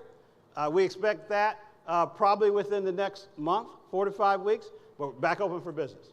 So we'll be able to utilize that. The next one after this is some of the renovations they're allowed to do in the Oaks. We're meeting with the Park Service. They're going to do that, but they wanted to get through with the Carver first, and then they will start on what they're allowed to do in the Oaks. Next chart. So I just used Carnegie Hall as an example. The next thing that we have to get our hands around is Huntington, Thrasher, Carnegie, I'll get some of them wrong, the old administration building, right? Yeah. Right? Millbanks, that's right, the other one. So these are facilities, many of them on our main avenue, that have aged out. And I know everybody says they're historical, and we don't touch them. They're about to fall, right? And you can see them from the road. So we need a strategy, and I hope that we can get it in the 2026 budget, where we figure out how not to knock them down, but to keep them as historical sites that we don't live and work in some cases. We may be able to use one of them to work in, but that we preserve in a way that is favorable to the outside eye, even though we know that they're not usable in. So that's not going to be a part of the capital campaign. That's going to be internal to us, but I think we're going to have to do that because of the position that they are in right now. Next chart. How many of you have seen the Jock Smith house?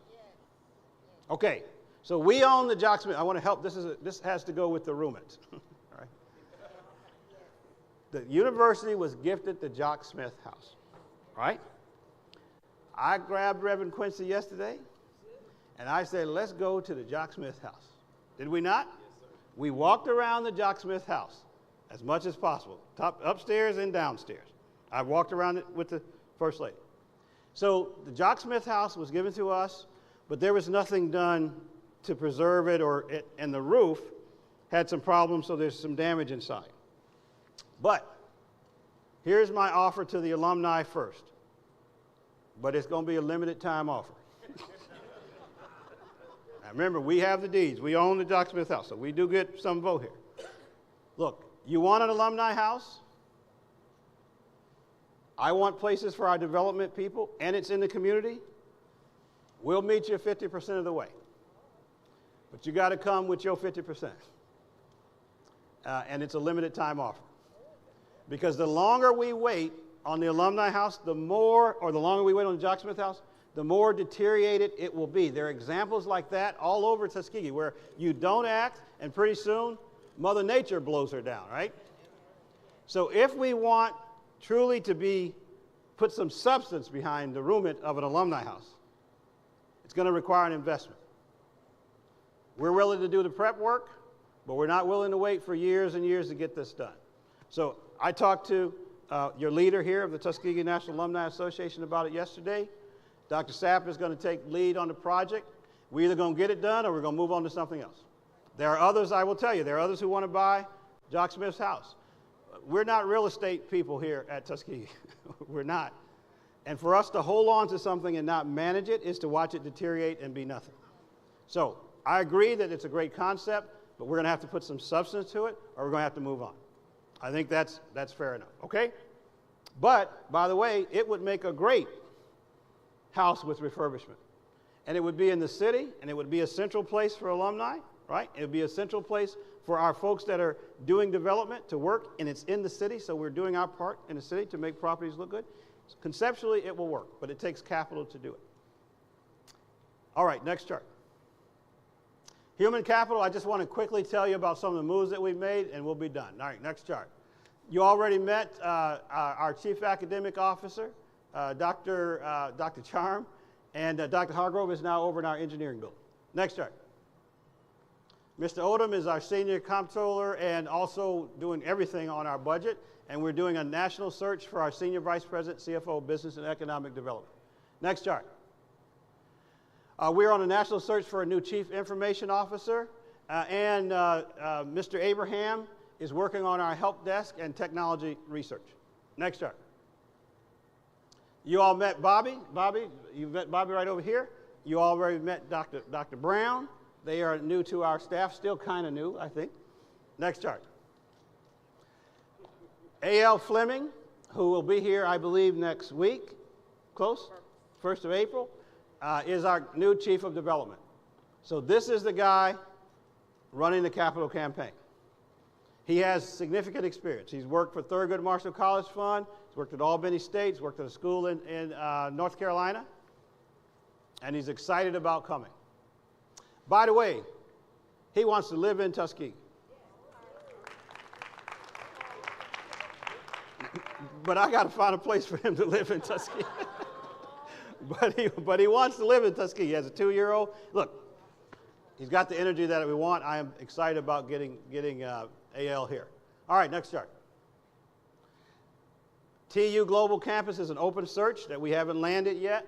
Special assistant to the president for facilities, we're close, but not at the decision. And I already talked about the GFO, and we're hiring a new general counsel. So those are positions that we are hiring that you'll see posted. As I always say, I don't hire. You got to talk to HR, and that's kind of how we start the process. But there is a process, and there's a search firm for most of those. Next chart. Just announcements, Founders Day and commencement. Look, Darrell Williams coming out of Hampton University, intentionally, the relationship between Hampton, Tuskegee is phenomenal, isn't it? Always has been. So appropriate for Founders Day. I know this leader, he's going to do a great job for you, and you'll be proud. But this is not the only thing we're going to do with Hampton. We're going to reinvigorate their most prominent graduate and our founder. It just makes sense to me that we would do more with historic Hampton University. All right, next chart. It is historic for this young man to be in the position that he is in. It's historic. There were some districting issues, right? Some lines drawn and some debates. But he's our representative, and he's up and coming in this part of the country, and he has a profound respect for Tuskegee, and he's going to lead us at graduation. Now, if you have a student and you could only get 5 graduation tickets last year, you can get 6, if that helps. We can give you 1 more. But if you got like 15, 20 people coming, some of them we're going to put in the chapel, the newly renovated chapel with great technology so they can see it. Some of them we're going to put in here so that they can see it. And then, you know, you got to make some decisions. Numbers 7 through 15 will come out, and you will meet them here for the graduation. Security will be intact. All the same kinds of things that I've been talking about, new way of doing business, will be intact. But just think about that, but please come and join us for graduation as well as you all have done for Founders Day. All right, look, it's a renaissance period in Tuskegee. We're getting ready to put shovels in the ground. I talked about it in August. July we was here. We're getting ready to build things. We're getting ready to raise money, all right, and be accountable for the money that we raise. We're going to bring the best that we can find and put them in positions. And I'm going to come see you where you live and ask you for money. Not for your personal money, but for the people you know, the companies that you work for, the industries that you work for. So when I get there, don't act like you don't know me now. We already talked. We already talked. Y'all know me. And you know what we're coming to talk about. So let me just say, I'm so grateful that you all came home for Founders Day. Enjoy yourself here. Ask the staff. I think we're going to do somewhat of a social in here afterwards. Ask the staff anything that you would like to ask. Ask me anything that you would like to ask while you are here. So I think we have a little bit of time for a couple of questions. Dr. Brown. Yes, ma'am. Where did you come from? God is the Lord. Let's give you a microphone. I asked him, where did he come from? Because God sent you to Tuskegee. Oh, thank you, ma'am. Thank you, ma'am. Well, we've heard today, and I've been here all my life, 86 years, and I've never heard anything like it. God bless you. Thank you, ma'am. God bless you. Thank you. I do want to know what impact, if any, will the dismantling of the Department of Education have on Tuskegee? Thank you. That's a great question. So here's what I want to encourage everybody to follow, is to follow the budget numbers and not the rhetoric. So executive branch cannot totally dismantle a department, but they can take its functions and move them other places. I'll give you an example. So Title IV is financial aid and all those things. So it moves from the Department of Education to small business.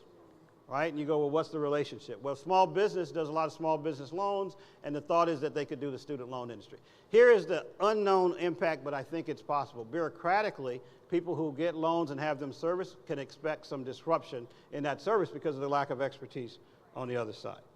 Title III does HBCU capital financing, those kind of things. The budget numbers right now on the continuation of the of the 24-25 budget look the same. Who will administer it might be the question. So the person that works the website, the civil servant that's been there for 15 years that knows how to do it, we might see that be fumbled a little bit. We have asked repeatedly, what are the impacts? What should we do? And we don't see them in those two programs, Title IV and Title III. Here's where we do see them, in grants. So if your grant had the word diversity, something like that in it, then it either was stalled or it may have been stopped. That's a big deal for Tuskegee as we actually see the reality of it. We haven't seen the reality of it yet because we have employees who are paid in part by grants and then some by our budget. That could be an impact to us.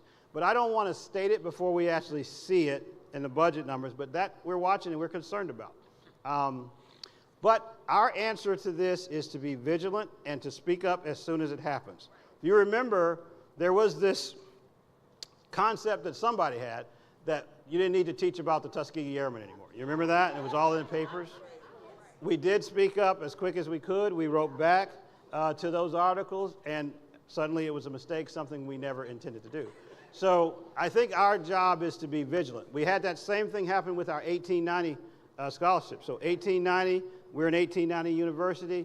Auburn is, as an example, an 1862 university. We both, under the Morrill Act, were asked to do things in agriculture and industry, right, that would help the farmers. Nothing happened on the 1862 side. There was a stall on the funding on the 1890 side. We spoke up, and what do you know? It was a mistake. It was not intended to do. And by the way, I hope, I don't know if we got the news clips out or not, but yesterday we did an announcement in our cafeteria at our salad bar. And we said, all of this stuff in the salad bar is now grown in the Garden of Tuskegee. So that's our 1890 agricultural school doing that. All right, other questions? Thank you, ma'am. And thank you for all of your contributions, I just want to be clear before we go to the next person. You all say she's always got something to say in this meeting. Oh, she write the checks too. So, just to be clear. You write the checks. I just want to be clear. I just want to be clear. She does. You're going to make me write a check. No, ma'am. I'm just saying. I didn't say that. I didn't say that. But if you want to write one. I had a quick question about, this came up when you were talking about security and the infrastructure stuff. Is there any work, or can there be any work done with the cellular networks in the area such that we can increase that capacity? Because obviously that could become a security issue. It is. Oh, it is an issue. I think, I don't know all of the carriers that we had here the other day, but it was 4 of the major carriers. We're going through the process trying to fix that. The reason I didn't say it is because I don't know that it's going to work yet. Because we've had the carriers here before. Are they willing to make the investment long-term, Macon County, to do it? And I'm not just talking about when we got 47,500 people here. Are they willing to do that surge capability? But yes, sir, we do realize that, and we're working on it. When we have a solution that I think is defendable and we have tested, we will let you know. Hi, sir. Tondale Sears, class of 1985. Do we, in the national searches, do we reach out to alums, for hiring, whatever the particular area is? Well, I think what we do is we make it public and we tell alums. But we don't necessarily say it needs to be alum or not alum. So we don't necessarily say that, but we do make it public. These are all public searches.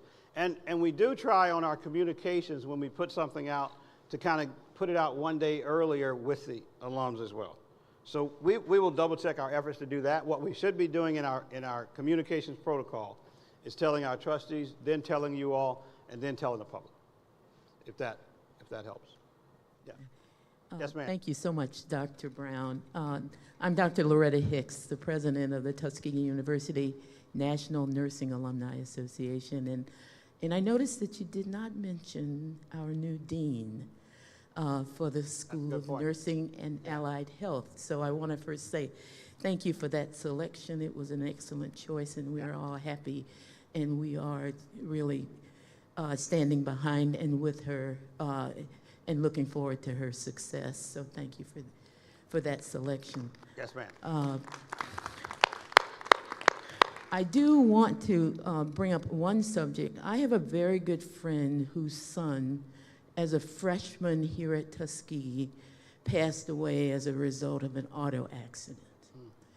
And from that day until this one, I've asked several people, how do we commemorate forever students? The ones who will never graduate, their parents will never see them walk across a fountain or a stage. How can we commemorate them on this campus as you look to the eternal light and all of that? How can we include them in that memorializing so that their parents, family who come to this campus will have a place to go to remember their loved ones? So, ma'am, I have not put any thought into that, but let me take that for action and let us put our heads together. And I'm glad to take input from all of you all on how we do that. Certainly something that we should be considered doing, but I have not put any thought on it. So, but we will. Other questions? I have a question. Yeah. Yeah. So we have been here almost a year. We got here in July, correct? 7 months, but go ahead. Oh, I feel like I'm talking to him at home. So we have been here almost a year. July 1st will be our 1 year. We talk about students first. We've talked to many students. What is the number one question that students have come up to you and asked you? Yeah, it's a good question. Thank you. Yeah. And that's the only one you get, so get a microphone. So here's what students, look, we've been students before, right? And students are not thinking about 25 years from now or 30 years from now. Here's the number, and I'll give you 3 things that students ask me. And I hear it all the time. Cafeteria. Dr. Brown, I don't like the hot dogs. Right. And look, some of their concerns are valid concerns that we're working on, but if you want to know what they ask about the thing, and then they ask about what happened to the parties. A lot of students ask me, look, we need to be able, we used to get together between this one. I said, look, you can still do it, you just have to do it a different way. And then the thing that they asked me about that really concerns me the most out of all those, because I'm going to work on make sure they have a place to party, and I'm going to find the right provider to make sure their food is quality, kosher, as well as healthy. I'm going to do that. We're working on that. Here's what they asked me, though, that troubles me the most. I can't pay for school, and I want to be here. Now, that question I hear loud and clear. And we hear it all the time, which is why we took the stance we did on the cost of tuition. I mean, that question is a real one. So that's what I hear. That's what I hear all the time. We talk, Gwen and I go over to the cafeteria about once a week or so, walk around campus, we see people, we talk. That's what our students are talking about. And so I'm working really hard on the 3rd one, and I got a lot of other folks working really hard on 1 and 2. All right. Other questions? Anybody? All right, well, we don't want them to just, oh, okay, yes, ma'am.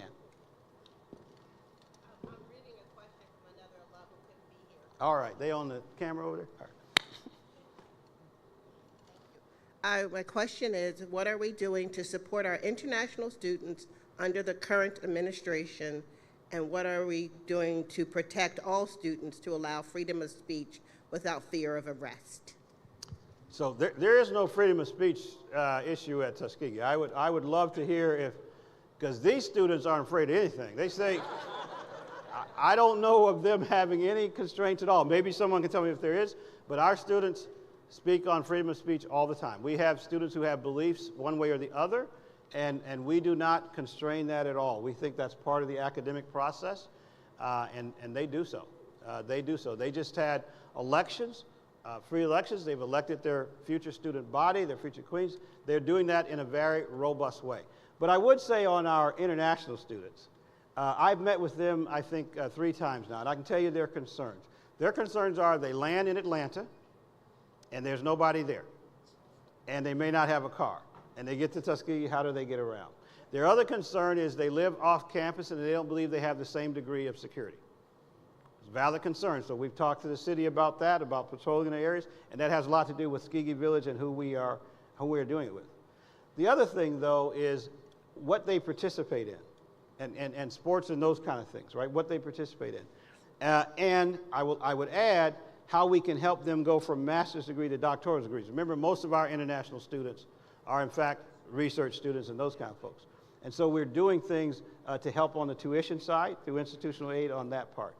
I will also say, though, that the biggest thing we can do for our international students is build the international student population, right? Build it back to the communities that it was before and not isolate it ones and twosies. There's one other thing we're doing for our international student population. Where is A.D. Ruffin? A.D. Ruffin, stand up. So you say, well, why is A.D. Ruffin doing with the international student population? A.D. Ruffin has in his job requirement to build the first SIAC soccer team at Tuskegee.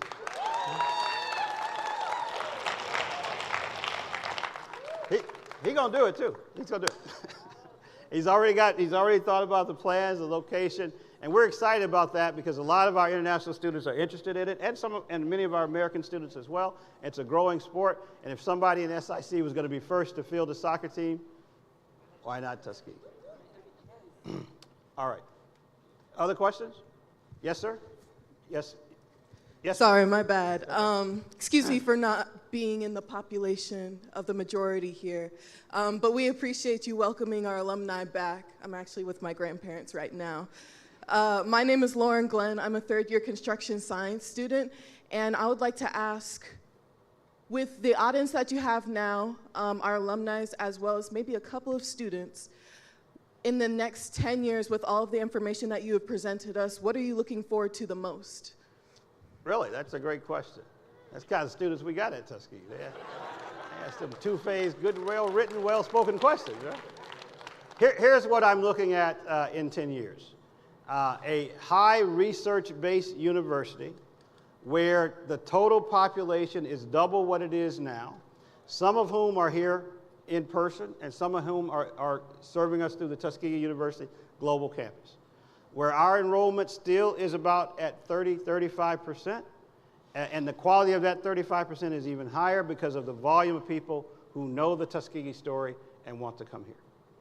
And we're still asking the same thing of each one of those freshmen. Before you get started, read what? Up from slave. So we never lose our framework no matter how big we get. That's a great question. Architecture? You said architecture? Construction science. All right. So when you're alumni, come back too, because I know you're going to be doing well. Dr. Brown, how are you? I'm good. How are you? I'm Richard Mathis. I'm a class of 75. Oh, good. And I do currently serve as the chairman of the Alumni Association of Tuskegee University. Nice. One question. In a previous Zoom meeting, you had solicited alums to come back and help in our reported fields. Right. I want to volunteer today. I've got 37 years in the internal audit SOX field. So if you want to use my talent, I am retired. Unfortunately, I let my CPA license go, but I am still SOX certified. That's Sarbanes-Oxley certified. So I stand ready to provide my service pro bono to the university. All right. So, so Dr. Samuels will come back after this session, and I'll let you talk to her because she's running the accreditation things, and I'm sure we can make use of that volunteer service. Hi, ma'am. Hi, Emily Jackson, class of 1980. And I apologize if you mentioned this in your presentation because I came in a little late. What is the health care access for the students? Okay. Immediate health care access.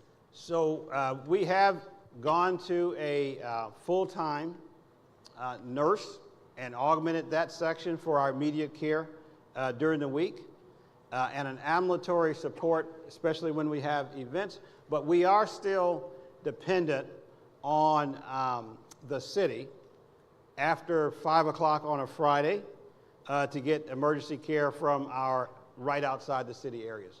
So I'm not under the impression that we've totally solved that. We've added some more folks to our staff, both on the physical and on a full-time psychiatrist as well, which is another growing need that we have. And we've done some work with the ambulatory service, but it's event-based.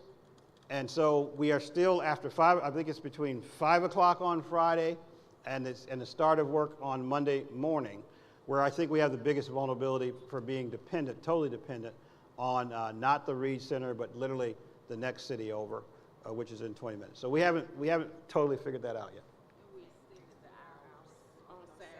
Oh, and we also now offer hours on our own care on the campus on Saturdays. Am I right? Yeah. So we're getting there, but we are not nearly, I think, where we would like to be. Especially, like I said, after 5 o'clock on Friday, over the weekends. Yeah. Yes, sir. Or who was that? Sorry, one more, I think, right here. Yes, sir.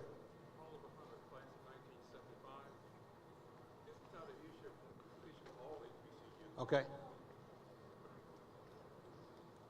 Thank you. Oliver Hunter, class of 1975. This is the issue we see across the board with most HBCUs, and that's the diminishing number of black males on campus. Yeah. What, if anything, are we doing to enhance and increase the number and retaining the number of black male students on Tuskegee's campus? Right, so our numbers went up from our baseline year by what percentage? 40%. It's 40% now. Yeah, so we've gone up a little bit, but I do think that the visibility is really down, right? So 60, 70, consistently around. But I think we're specifically recruiting to try and bring that percentage up even more. But we did have an increase over the baseline year. Here is I think, the issue. Not just money, but also hands-on kind of work that allows you to work and go to school at the same time. So when we took out things like Job Corps and skills training and those kind of things, I think in many cases the black male left higher education for a lot of reasons. I need to make money, I don't want to wait, the debt, I don't want to be a burden on my family, all those other kind of things, and some other societal things that we probably aren't so proud of. So I think as we bring the skills back and we do the intentional recruiting, which we are doing, and I think our recruiting people do well, we'll see where our percentages go. And they're inching up. They're inching up. But you're right. It's a national issue. I was asked to provide the information if you were interested in becoming an eminent associate.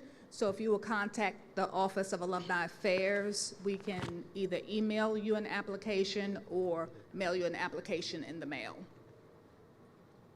And Okay. I think We're that's it, good? Dr. Brown, thank you. All right, enjoy the rest of your day, and we'll be seeing you around.